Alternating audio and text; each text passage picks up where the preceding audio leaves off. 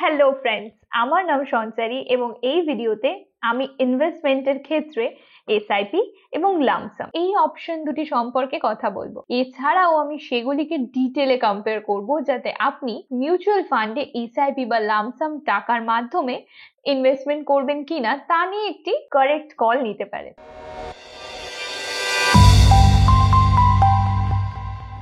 তাহলে শুরুতেই আমরা জেনে নিই what is SIP. Systematic investment plan বা এসআইপি ইনভেস্টমেন্ট ওয়ার্ল্ডের ইনভেস্টরদের জন্য বেস্ট টুলস গুলির মধ্যে একটি। It is all about consistency. এসআইপির মাধ্যমে আপনি আপনার পছন্দের মিউচুয়াল ফান্ডে রেগুলার ইন্টারভালসে একটি নির্দিষ্ট পরিমাণ টাকা ইনভেস্ট করেন, মান্থলি। আসুন দেখি কিভাবে আপনি এসআইপির মাধ্যমে মিউচুয়াল ফান্ডে ইনভেস্টমেন্ট করতে পারেন।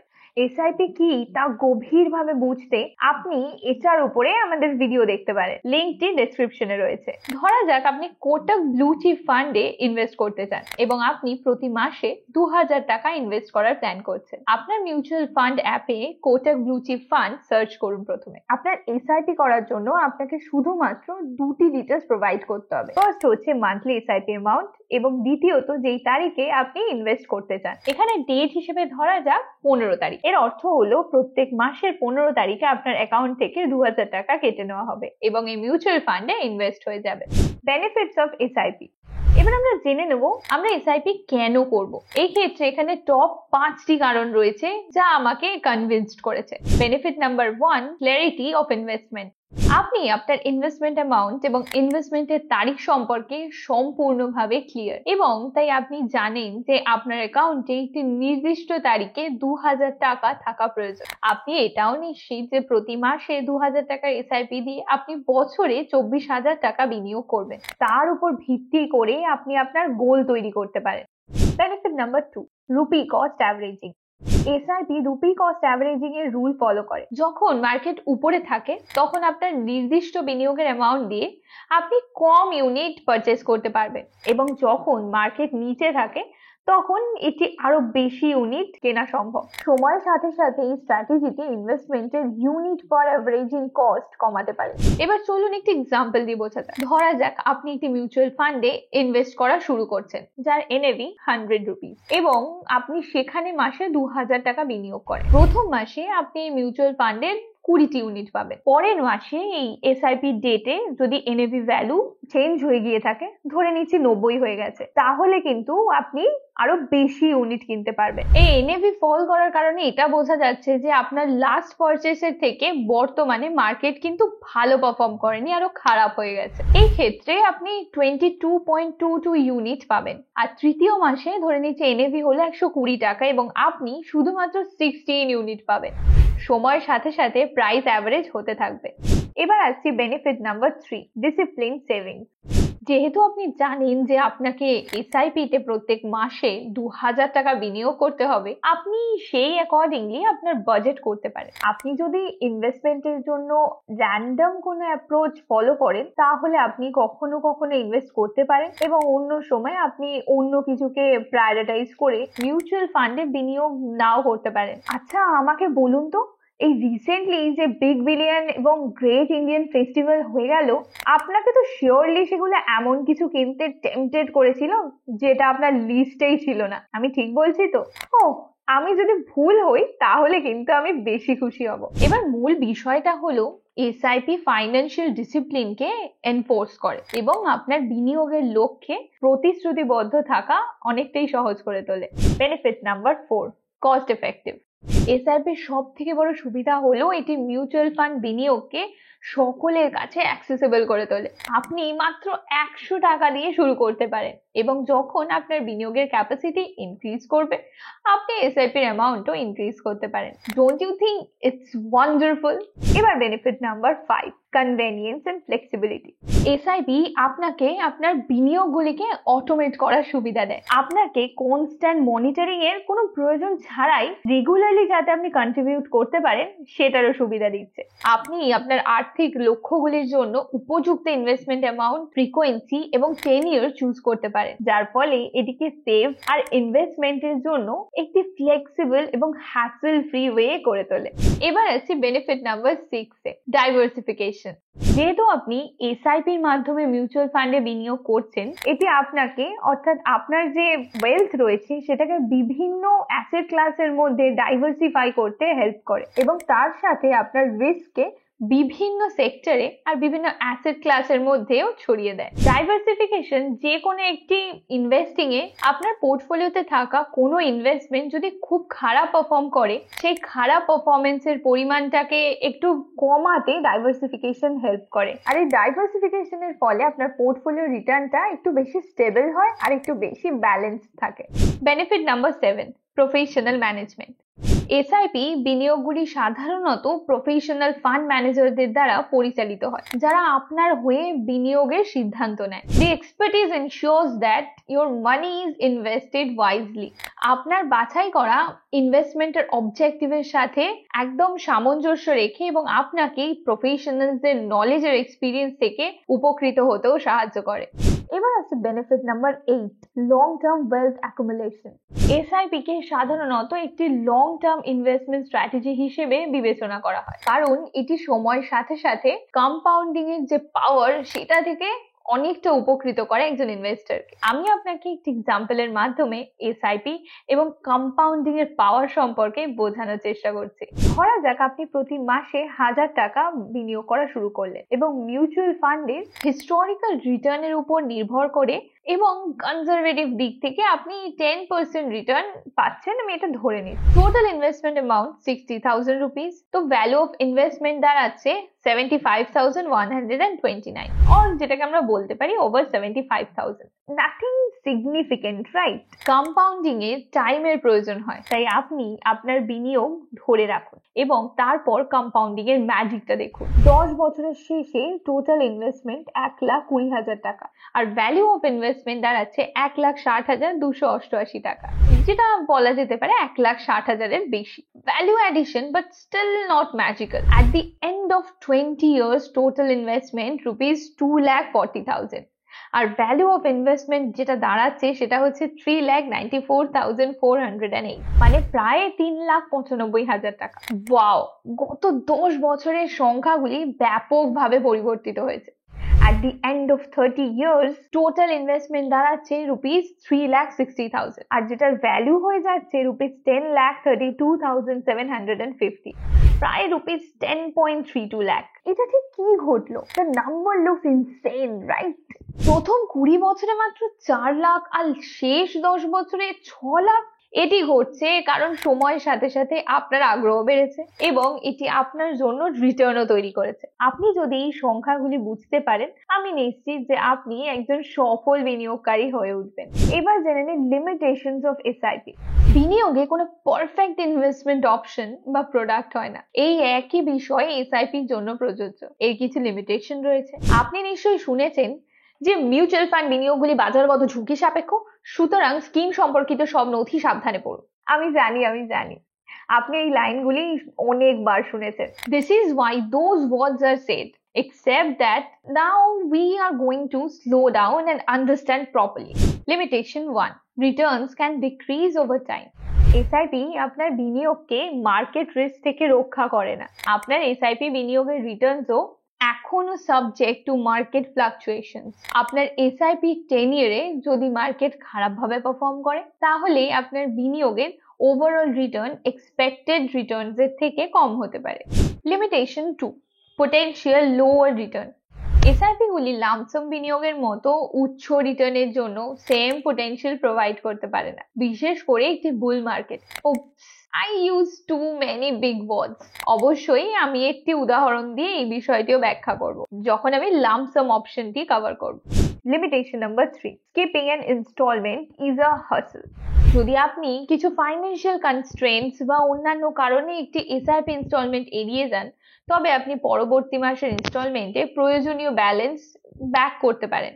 এই ক্ষেত্রে এএমসি আপনার থেকে কোনো জরিমানা নেবে না, কিন্তু আপনার ব্যাংক আপনার থেকে ইনসাফিসিয়েন্ট ব্যালেন্স এবং অটো ডেবিট মিস করার জন্য চার্জ করতে পারে। আপনি যদি টানা 3 মাস এসআইপি মিস করেন, তাহলে এসআইপি ক্যান্সেল হয়ে যেতে পারে। Limitation number 4. Slow processes. SIP বিনিয়োগে রিটার্ন ধীরে ধীরে জমা হতে পারে এবং সাবস্ট্যান্সিয়াল গেইনস দেখতে সময় লাগতে পারে। লং টার্ম ইনভেস্টরদের জন্য এসআইপি আরো উপযুক্ত, যারা ধৈর্যশীল এবং সময়ের সাথে সাথে তাদের বিনিয়োগ বাড়তে দিতে ইচ্ছুক। এবার limitation number 5, SIPs are for people with fixed cash flows. আপনি নিশ্চয়ই এতক্ষণে গেস করতে পেরেছেন যে এসআইপি গুলি আপনার জন্য সব থেকে ভালো কাজ করে যদি আপনার স্টেবল এবং প্রেডিক্টেবল ক্যাশ ফ্লো থাকে, কারণ আপনার রেগুলার ইন্টারভালসে একটি নির্দিষ্ট ইনভেস্টমেন্ট অ্যামাউন্ট প্রয়োজন হবে। ক্যাশ ফ্লোর ভেরিয়েবিলিটি একটি কনসিস্টেন্ট এসআইপি শিডিউল মেনটেন রাখা চ্যালেঞ্জিং করে তুলতে পারে। Limitation number 6, the lock in period. কিছু এসআইপি, বিশেষ করে ট্যাক্স সেভিং মিউচুয়াল ফান্ডে যেমন ধরুন ইএলএসএস, একটি লক ইন পিরিয়ড থাকে যেই সময়ের মধ্যে আপনি আপনার বিনিয়োগটা রিডিম করতে পারবেন না। লিকুইডিটির এই অভাব বিনিয়োগকারীদের জন্য একটি লিমিটেশন হতে পারে, আর এই প্রবলেমটা তারা ফেস করতে পারে যাদের ফান্ড অ্যাক্সেসের প্রয়োজন হতে পারে মাঝে মধ্যে। এবার আসছে লিমিটেশন নাম্বার 7, রিটার্ন ক্যালকুলেশনস আর টাফ। কম্পাউন্ডিং এফেক্ট এবং মার্কেট ফ্লাকচুয়েশনস এর কারণে এসআইপি বিনিয়োগে সঠিক রিটার্নের হিসাব বের করা চ্যালেঞ্জিং হতে পারে। ফাইনাল অ্যামাউন্ট অ্যাকিউরেটলি প্রেডিক্ট করা আপনার কাছে ডিফিকাল্ট হতে পারে। এসআইপি তো বোঝা গেল, এবার চলুন দেখে নিই what is lump some investing, যেটা ছিল আমাদের সেকেন্ড অপশন। এই অপশনে আপনি একেবারে একটি মিউচুয়াল ফান্ডে লার্জ অ্যামাউন্ট দিয়ে ইনভেস্ট করে ফেলবেন। লাম্প সাম ইনভেস্টমেন্ট সম্পর্কে আপনার রং ইমপ্রেশন হওয়ার আগে আমি একটি পয়েন্টে জোর দিতে চাই। এই সেকশনে যখন আমি বলছি যে লাম্প সাম ইনভেস্ট করা ভালো, তখন আমি এমন একটি সিচুয়েশন রেফার করছি যেখানে আপনার ব্যাংকে অলরেডি লাম্প সাম অ্যামাউন্ট রয়েছে। মান্থলি সেভিং মানি দিয়ে লাম্প সাম অ্যামাউন্ট অ্যাকুমুলেট করা উচিত নয়। এটি একটি এমন টাকা যা আপনি একসাথে পেয়েছেন এবং এখনই বিনিয়োগ করতে চান, যেমন ধরুন কোনো অ্যানুয়াল বোনাস বা গিফট বা এই ধরনের কিছু। ভিডিওর বাকি অংশের জন্য এই পয়েন্টটি কিন্তু মনে রাখবেন। অ্যাকচুয়াল বিনিয়োগের পার্ট একটি লাম্প সাম অ্যামাউন্টের মতো। On the grow app for instance, শুধুমাত্র পার্থক্য হলো যে আপনাকে শুধুমাত্র অ্যামাউন্ট দিতে হবে, অবভিয়াসলি কোনো তারিখের প্রয়োজন নেই। এবার আসছি benefits of lump some investing. এখানে লাম্প সাম বিনিয়োগের টপ 3টে বেনিফিটস রয়েছে। Benefit number 1, immediate deployment. আপনি যদি লাম্প সাম অ্যামাউন্ট ইনভেস্ট করেন, আপনার ব্যাংক অ্যাকাউন্টে থাকা টাকা একটি মিউচুয়াল ফান্ডের মাধ্যমে বাজারে নিযুক্ত করা হয় এবং এটি আপনার জন্য রাইট ওয়েতে কাজ করা শুরু করে। এটি এমন পরিস্থিতিতে সুবিধাজনক হতে পারে যেখানে আপনার কাছে যথেষ্ট পরিমাণ টাকা পাওয়া যায় এবং আপনি ইমিডিয়েটলি রিটার্ন আর্নিং স্টার্ট করতে চান। লাম্প সাম টাকা আপনার কাছে একটি গিফটের মাধ্যমে, পলিসির ম্যাচিউরিটির কারণে, কোনো সম্পত্তি বিক্রি করে ইত্যাদি ভাবে আসতে পারে। Benefit number 2, potential for higher return. শক্তিশালী বুল মার্কেটে যখন শেয়ারের দাম সাধারণত বাড়তে থাকে, লাম্প সাম বিনিয়োগগুলি এসআইপির মতন সিস্টেমেটিক ইনভেস্টমেন্টের তুলনায় লার্জার গেইনস ক্যাপচার করতে পারে। ফর এক্সাম্পল, যখন এনএভি 100 টাকায় ছিল, তখন আপনি একটি লাম্প সাম ইনভেস্ট যদি করে থাকেন, আপনার ইনভেস্টমেন্টের পরে বাজার একটি আপওয়ার্ড জার্নি শুরু করে দিল এবং কখনো সেই সেম লেভেলে ফিরে আর এলো না। এই ক্ষেত্রে চয়েসটি আপনার ফেভারে পরিণত হবে, কারণ আপনি কম রেটে ইনভেস্ট করেছিলেন। Benefit number 3, simplified tracking. একাধিক এসআইপি বা পিরিয়ডিক ইনভেস্টমেন্টের ট্র্যাক রাখার চেয়ে সিঙ্গেল লাম্প সাম বিনিয়োগ পরিচালনা করা আরো সহজ হতে পারে। এবার আমরা জানবো limitations of lump some investing.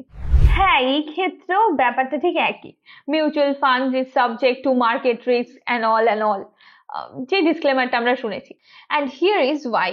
Limitation number 1, market timing risk. আপনি যখন লাম্প সাম টাকা বিনিয়োগ করেন, তখন আপনার রিটার্ন বিনিয়োগের সময় বাজারের অবস্থার উপর অত্যন্ত নির্ভরশীল। আর দ্বিতীয় বেনিফিট, যা আগে আলোচনা করা হয়েছে, আমি এমন একটি সিনারিওর কথা বলেছিলাম যেখানে পোস্ট ইনভেস্টমেন্ট বাজার বৃদ্ধি পায়। হাউএভার, আপনি যেই লেভেলে আপনার বিনিয়োগ করছেন তা থেকে যদি বাজার ক্রমাগত পড়ে যায়, সেই ক্ষেত্রে আপনাকে কিছু সময়ের জন্য নেগেটিভ রিটার্ন কিন্তু দেখতে হতে পারে, কারণ আপনি হাই রেটে পারচেস করছেন। Limitation number 2, emotional stress. একবার লার্জ অ্যামাউন্ট বিনিয়োগ করা মানসিকভাবে কিন্তু বেশ চাপের হতে পারে, বিশেষ করে যদি আপনি ক্রমাগত বাজারের ওঠা নামা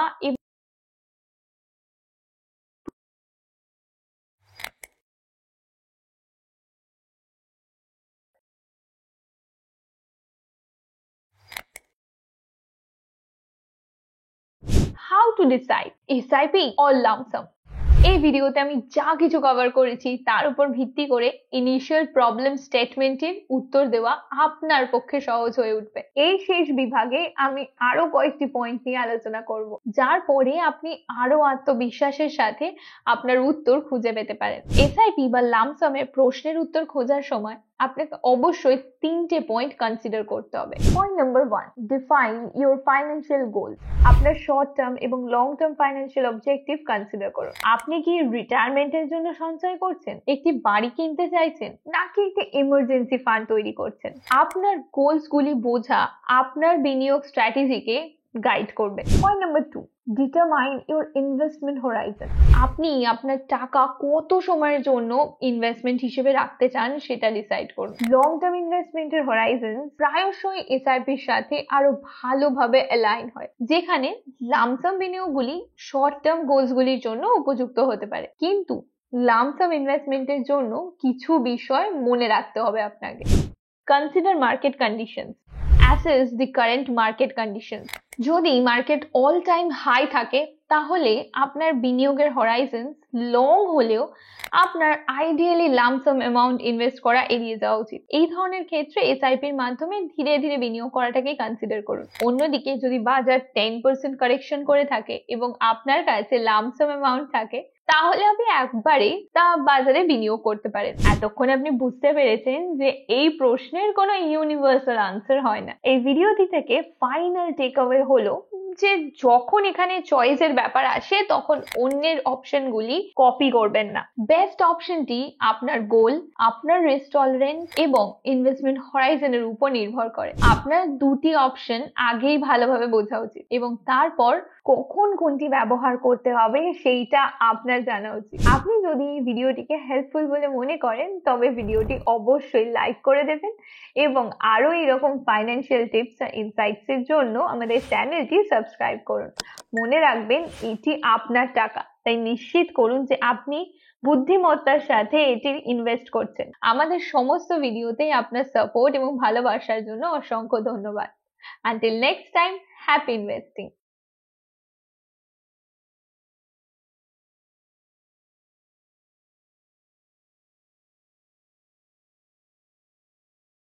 Investment in securities market are subject to market risk. Read all the related documents carefully before investing. Please read the risk disclosure documents carefully before investing. Securities market বিনিয়োগ বাজারে ঝুঁকি অধিক। বিনিয়োগের আগে সব সংশ্লিষ্ট ডকুমেন্টগুলি সাবধানে পড়ুন। Equity share, derivatives, mutual fund এবং স্টক এক্সচেঞ্জের ট্রেড বা অন্যান্য সরঞ্জামে বিনিয়োগ করার আগে রিস্ক ডিসক্লোজার ডকুমেন্টগুলি সাবধানে পড়ুন।